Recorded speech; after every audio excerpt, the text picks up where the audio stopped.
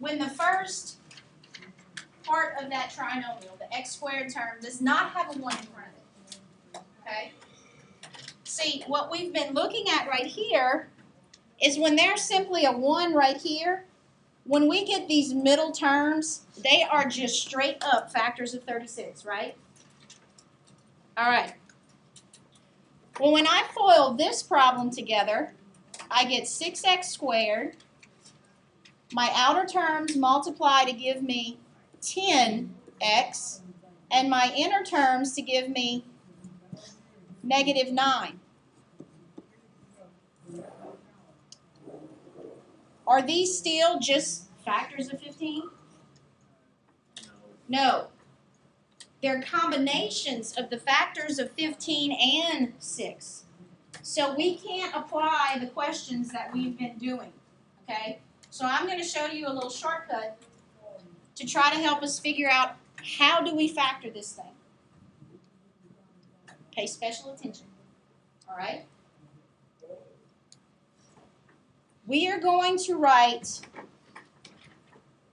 in columns right here the factors of 6x squared, one on top of the other, okay? And then we are going to write the factors of 15. Now we have several options. So this is a like trial and error type thing.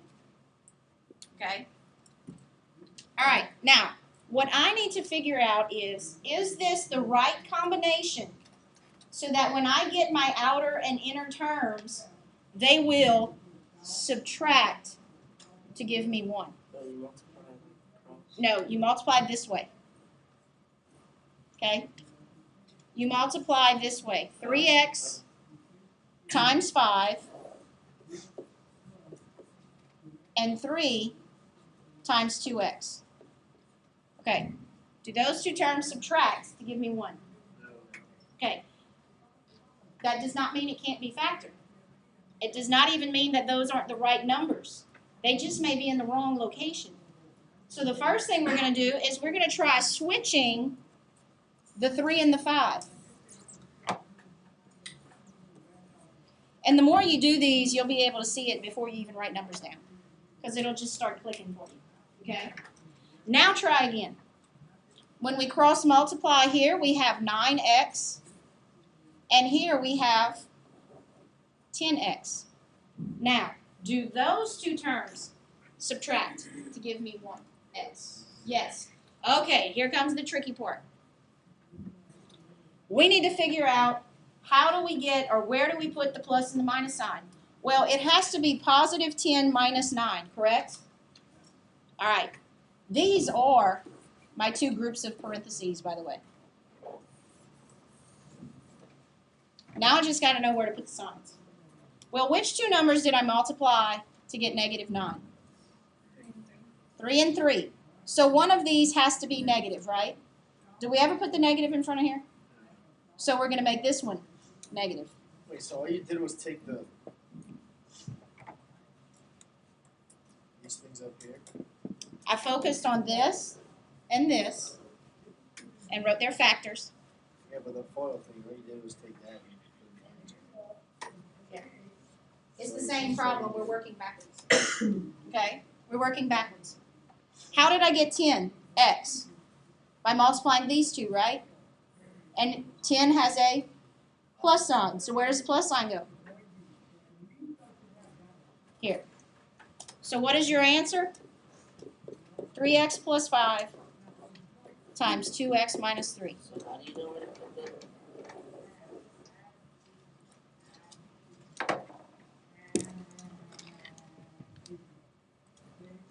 You heard it? What? Coach Matt always going,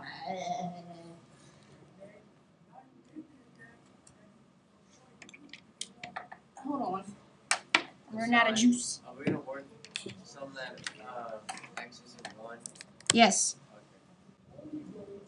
You know it. All right.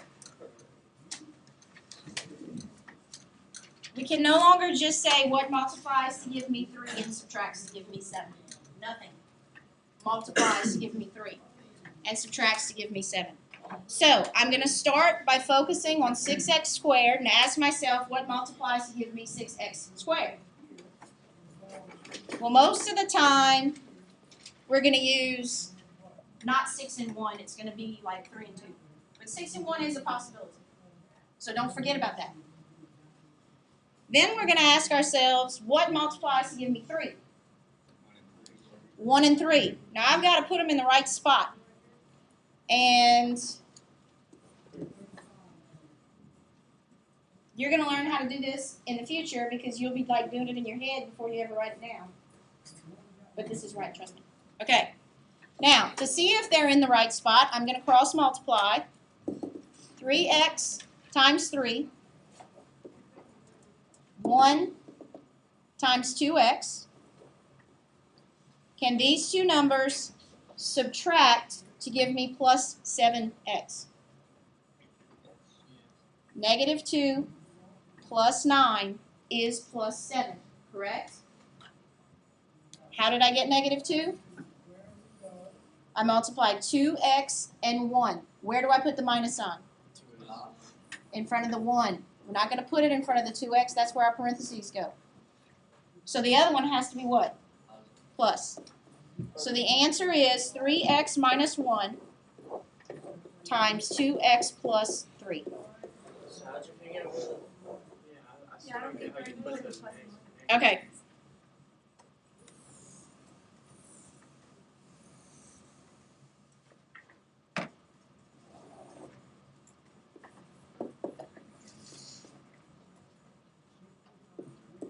Okay. This is where I got this product. So if I multiplied two numbers to get negative 2, one of those numbers has to be negative. Okay? I'm never going to put a negative sign in front of the x term. Because it's something x plus or minus. Alright?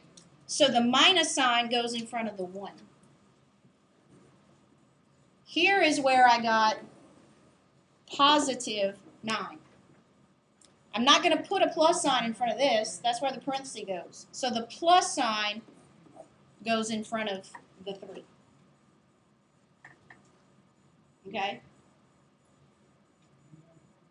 All right, let's say it this way.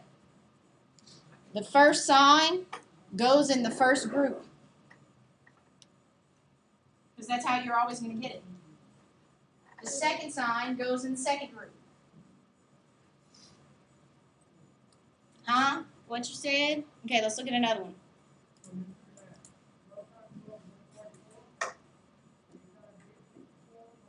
That's weird. Why did I erase that? Okay. Pretend you didn't just see that.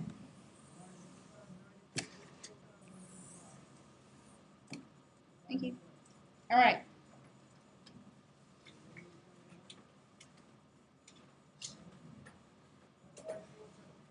Five x times 1x.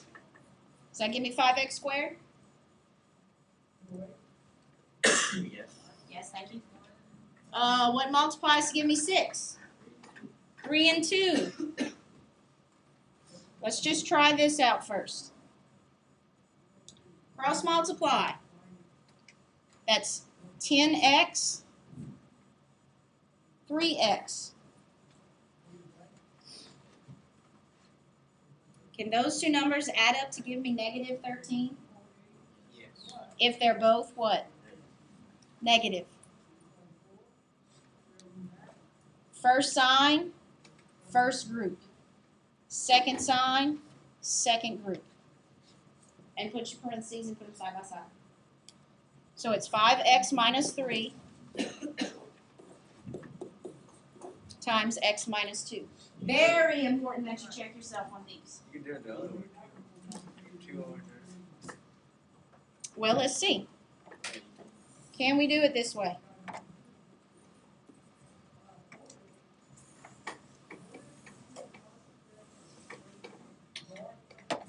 That's 15x and 2x. All right? But they must